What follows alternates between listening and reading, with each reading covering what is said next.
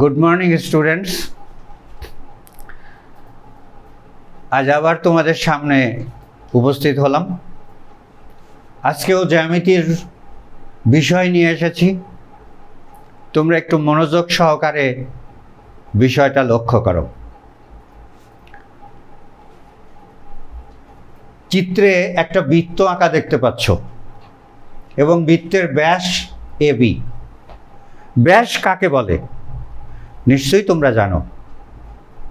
যে সরলরেখা পরিধির এক প্রান্ত থেকে অন্য প্রান্ত কেন্দ্র ভেদ করে যায় তাকে ব্যাস বলে। সুতরাং এবি হচ্ছে একটা ব্যাস, আর বিসি ব্যাসার্ধের সমান একটি জ্যা। এ ও সি বিন্দুতে দুটা স্পর্শক টানা হয়েছে, একটা এডি আর একটা সিডি। আমাদের প্রমাণ করতে হবে এসিডি একটি সমবাহু ত্রিভুজ। খুব মনোযোগ দিয়ে তোমরা লক্ষ্য করো, কারণ তোমরা বোর্ড কোশ্চেন খুলে দেখবে যে এই সমস্যাটা অনেক বোর্ডেই ইতিপূর্বে এসেছে। একটু দেখো, এর প্রমাণে যদি আমরা এইভাবে লিখি তাহলে কি আসে দেখো।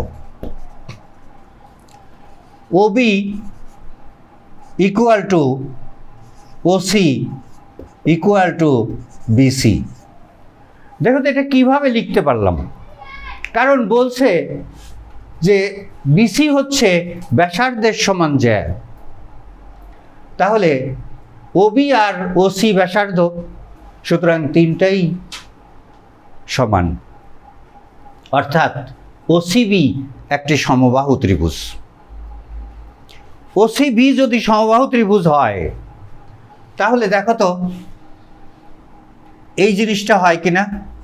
বিওসি কোণ ইকুয়াল টু ওসিবি কোণ ইকুয়াল টু ওবিসি কোণ ইকুয়াল টু 60 ডিগ্রি। কারণ সমবাহু ত্রিভুজের প্রত্যেকটি কোণের পরিমাণ 60 ডিগ্রি।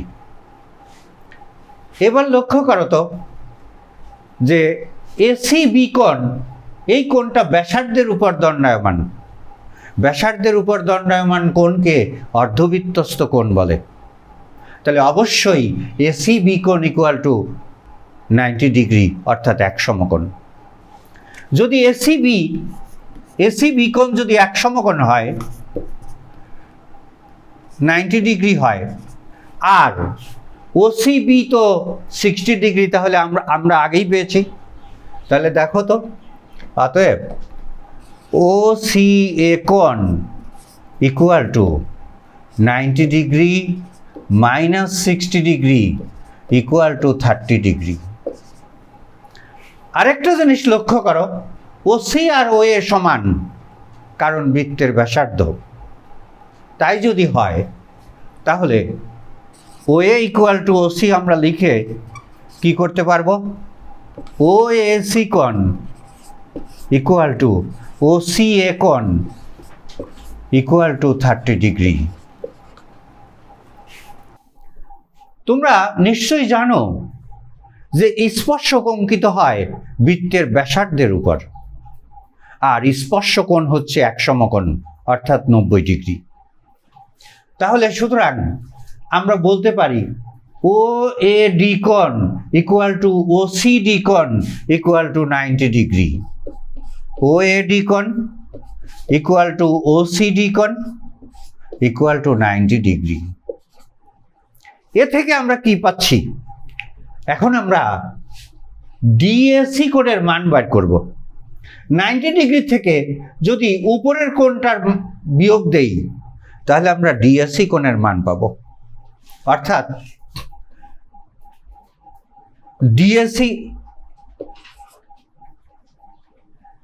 ডিএসি কোণ ইকুয়াল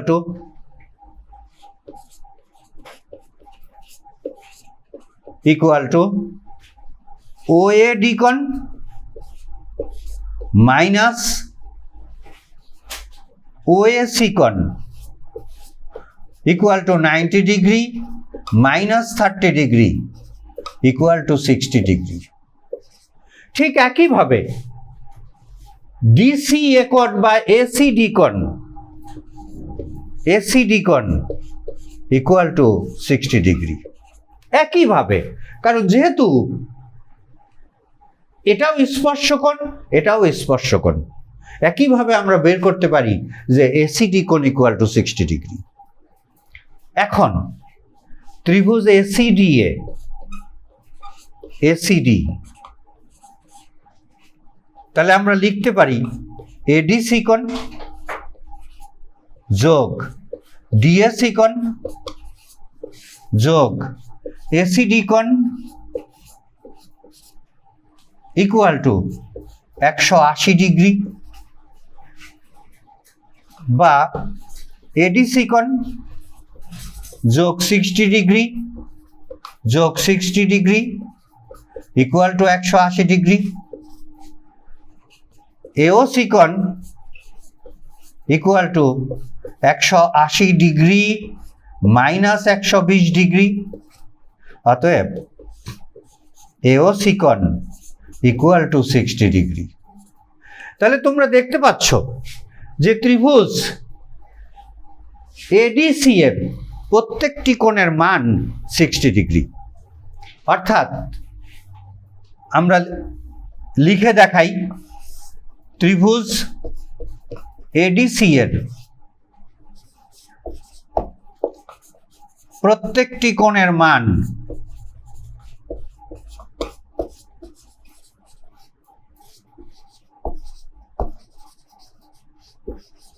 60 ডিগ্রি। অতএব ত্রিভুজ এসিডি সমবাহু।